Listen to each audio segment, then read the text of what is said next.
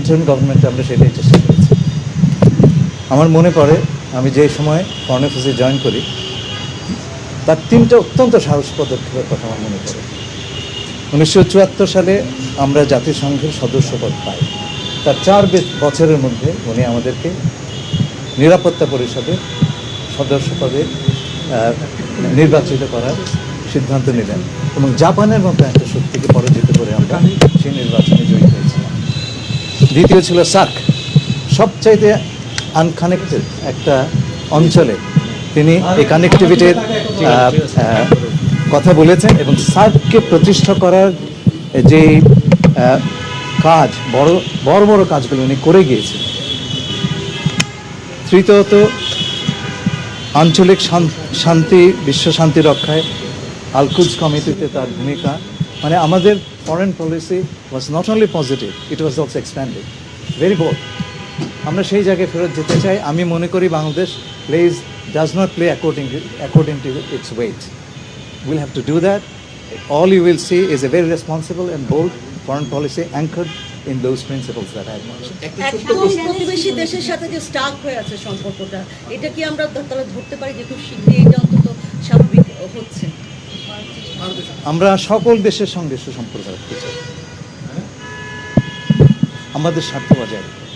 Sir, আপনার প্রথম দ্বিপাক্ষিক সফর কোথায় হতে পারে এবং হিজ এক্সেলেন্সি প্রাইম মিনিস্টারের কোনো বাইল্যাটারাল ভিজিট চূড়ান্ত করতে পারলেন কিনা? ওনাকে বিভিন্ন জায়গা থেকে আমন্ত্রণ জানানো হচ্ছে। দেখুন, এটা আমাদের প্রথম দিন।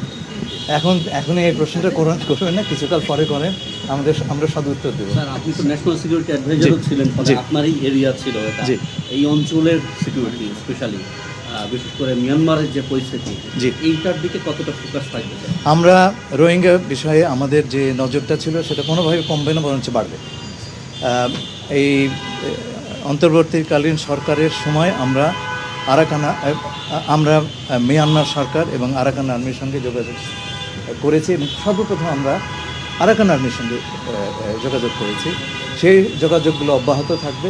এই সমস্যার আমরা একটা আশু সমাধান করবার চেষ্টা করব এবং আমি এই ব্যাপারে আশা রাখি। স্যার, একটা ইস্যু নিয়ে অনেকেই বলছেন, আপনি যেহেতু আগের গভর্নমেন্টেও ছিলেন, যে গভর্নমেন্টটা নির্বাচনে রেফারির ভূমিকায় ছিল এবং আপনি বিজয়ী দলের সঙ্গে আসলেন, সেটা কেউ বলার চেষ্টা করছেন কনফ্লিক্ট অফ ইন্টারেস্ট তৈরি করে কিনা, এমনকি বিএনপির এই বিজয়ের প্রক্রিয়ার সঙ্গেও আগের সরকারে যুক্ততা নিয়ে কেউ কথা, এই প্রসঙ্গে আপনার নিশ্চয়ই অনেকে ইলেকশন ইঞ্জিনিয়ারিং কথা বলছে, তার মানে গণনা ঠিক হয়নি, তাই তো? এটা বলছে তো, গুনে নেন আরেকবার, বুঝতে তো মুশকিল নাই।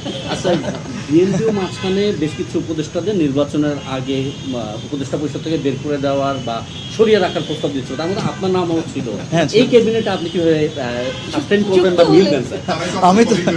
আমি তো জোর করে যাইনি।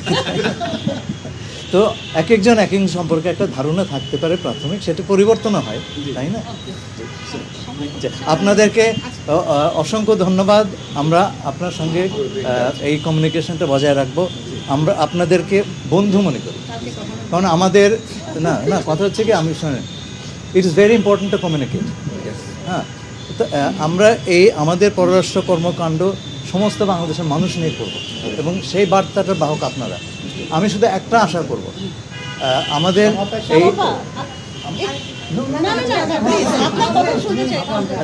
আমাদের আপনাদের মিডিয়া এটা যেন অবজেক্টিভিটি বজায়, এটা যেন গুজবের কারখানা না। কারণ foreign policy is a very serious matter. একটা কথার এদিক সেদিক হয়ে গেলে আমাদের পারস্পরিক সম্পর্ক নষ্ট হয়ে যাবে। তো আপনারা আপডেট পাবেন এবং আপনারাও দৃষ্টি রাখবেন আমরা কি করছি। আমাদের তো অ্যাকাউন্টেবিলিটির প্রশ্ন আছে, তাই না? আমাদের জবাবদিহিতার ব্যাপার না। ও এখন কথা